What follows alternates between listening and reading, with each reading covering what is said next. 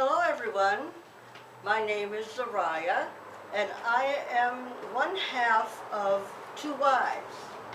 The other is here, this is Dr. Dream. Dr. Dream. And Hi. tonight I'm going to read a poem that I wrote. It's entitled Blessing, and Dr. Dream has been kind enough to offer to accompany me while I read. So, I'll begin. Blessing. Lord gonna bless us tonight. Everything gonna be all right, cried the toothless lady in the sequined hat, silvery cane, wearing flip-flops in the rain. Hey, Mama, she called to me, eyeing my cane. May God bless you in your pain and help you to use it for spiritual gain. She prayed for me, I silently smiled. Haven't been blessed like this in a long, long while. Lord bless this vessel for your use. May it be pleasing to you. Imagine that, I quietly thought. This poor woman praying for me with all that I've got. This sequin, flip-flop lady, angel, sinner, saint, speaking truth to life in the pouring rain. Manna from heaven fills me with light. Lord, gonna bless us tonight. Everything's gonna be all right. Thank you.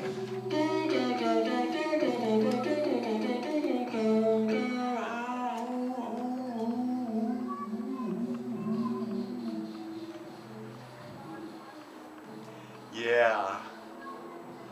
Well, anyway. We got a little background here.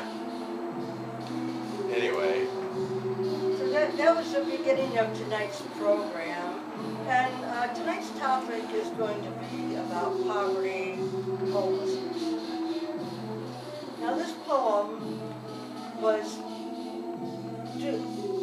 caused by an incident that actually happened to me one night a couple of years ago when I was on my way to work at the night shift.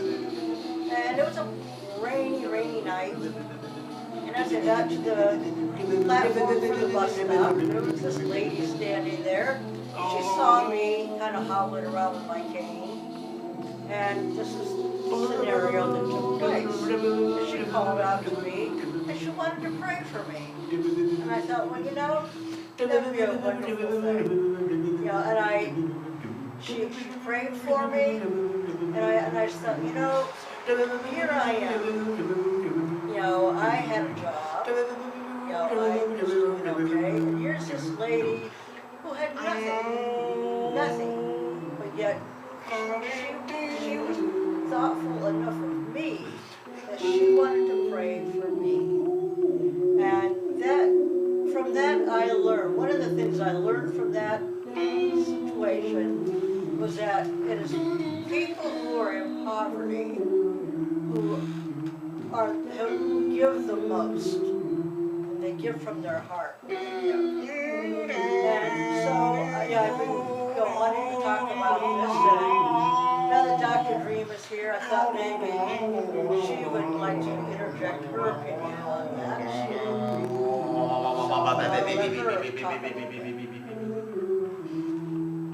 Yes, I'm just fooling with the music right now. Yeah. Hopefully it isn't too loud or it drowns us out. But anyway, you were discussing about poverty. And yeah, it's a serious problem because in this country, we only have really two kinds of people, and really that's true of the entire planet, really. We talk about a middle class, an upper class, and a lower class, and really there's only two classes, and that's the haves versus the have-nots. And you know, once that is officially recognized by everyone, especially governments around the world, maybe we can finally get something done about it, because everybody deserves, you know, a decent lifestyle, right? I mean, you know, without getting on a soapbox or anything. I think that's the whole thing. But I don't know. I that woman. think we should get on a soapbox. Well, no, but I wanted to talk about that woman that night because I remember that night. I was with you. You remember? And she was wearing a pair of flip-flops, and it was raining. It was at night, and she offered you the flip-flops, but then you didn't take them. So she said, "Okay," and then she just disappeared into a mist. And then she came back, and wouldn't you know, she wasn't wearing the flip-flops, but you were. Remember? I all of a sudden I looked down at your feet, and your feet were bare, and you had no socks on, and you were wearing these magical flip-flops because they just appeared on your feet. And then she took your hand, and you took my hand, and we walked into this like foggy area near the bus stop, and all of a sudden we were no longer on a city street waiting for a bus, but we seemed to be in like a cloudy world, and a lot of you people are thinking, well, I don't know, seems a little too far-fetched, Dr. Dream, for us to believe, and but I think it did happen because I was there and I remembered. And then she, all of a sudden, this other bus showed up that was made of, looked like a bunch of clouds, really. And we got on this thing, this cloudy bus, and it just.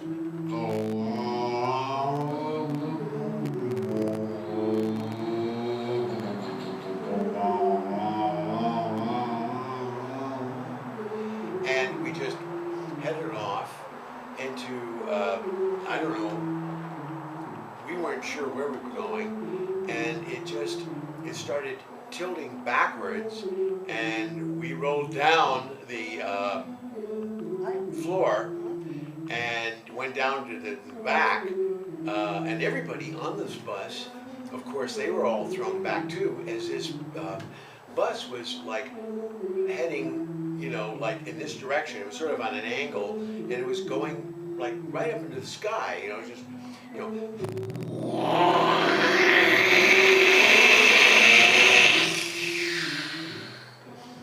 And we were sort of, for a while, we were like floating in thin air, and you know, and it was very weird, and people's eyes started coming out of their heads, you know, like marbles, and they started, you know, and it was very, very strange, and but then finally the bus leveled off,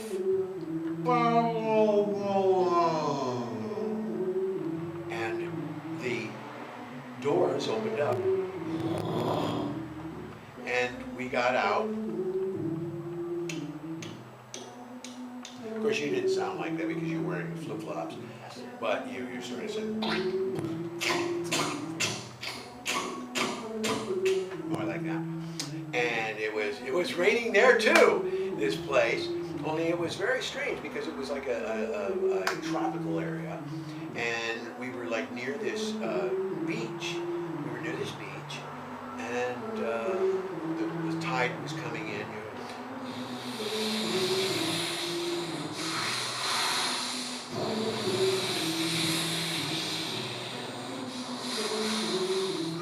And we walked up to it, and this woman that had we were, you know, holding her hand. She was holding her hand, I was holding her hand, and the three of us, and everybody on the bus, including the bus driver, who was just this totally clueless guy, or actually it was like a dog man, as I remember. Remember, he was in a lot of pain. I remember, you know, one of his arms was falling off. It was terrible.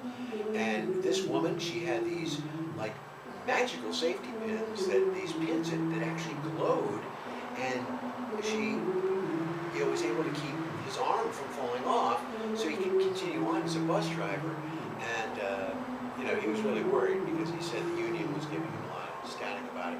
But anyway, we walked near this ocean, and the tide was coming in, as I said, and then remember that weird sea creature came out.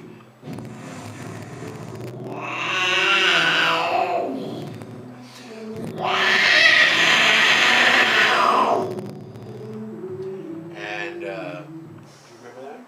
Yeah, I kind of remember that. Yeah, I mean it was interesting. I remember. I think it was like a giant toad. Yeah, it was a giant toad. It had this long tongue that would fly out of it, and it ended up slurping up all these people that were with us, whose marble eyes had been left on the bus, so they were all blind. They didn't even know what was going on, and they were just licked up by this giant ocean toad. And I remember it was really it was interesting, actually. I remember you did sort of a still life of it. You had your I had my watercolors. you had your watercolors with you, and your easel and everything, and you were painting. And I remember that.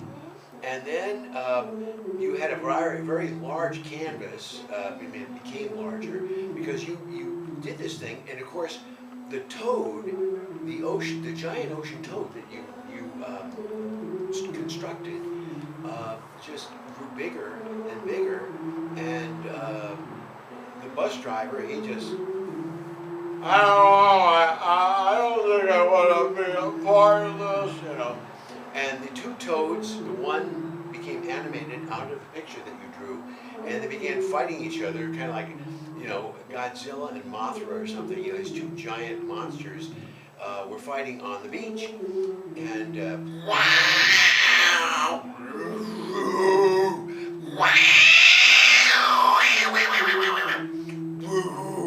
and they're going at it, and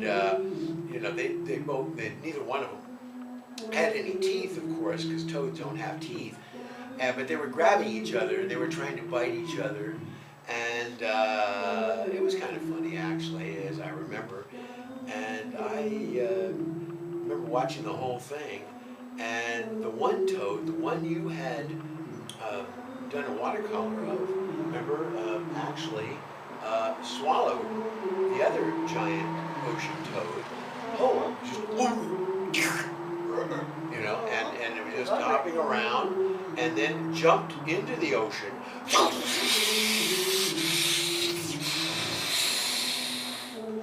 And I do that for a little emphasis.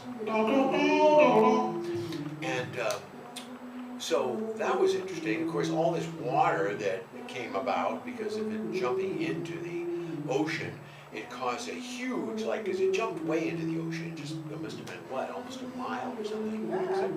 Very One long, big powerful. toad.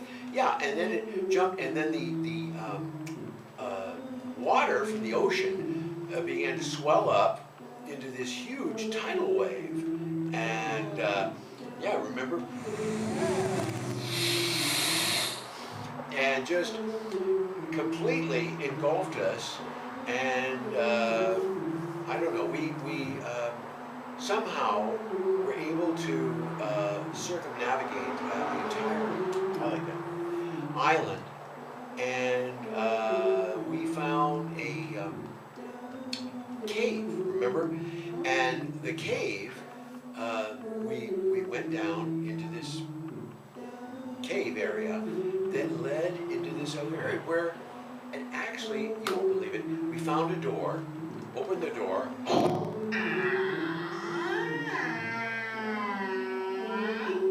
and coughed, and actually it said to cough 3 times, so we Well, did. it's very dark.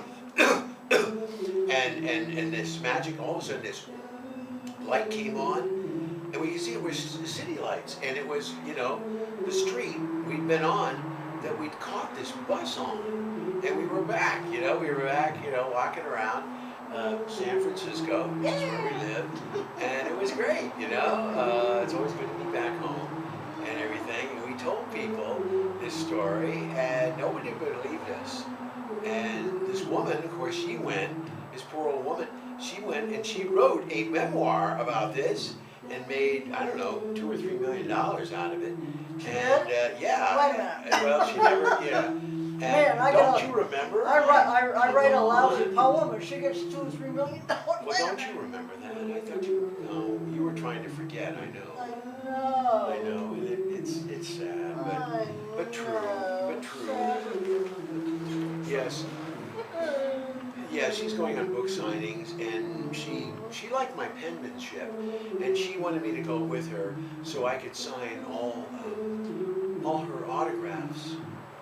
That is, people, you know, said, you know, I learned her signature, and then I would actually write Francis Smitherson next to her name, and I would just, you know, I had one of those big crayons, you know, that I'd hold, because her penmanship isn't very good, actually.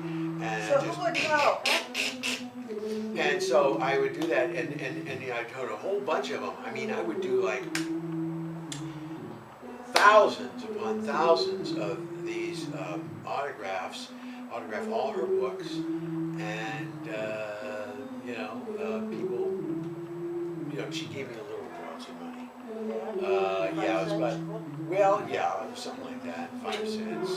Actually, it was 5 cents a book, but I would have to pay her the 5 cents, you know, so. That's the way it goes. That's the way it goes. But anyway, it's a long story. See you next time.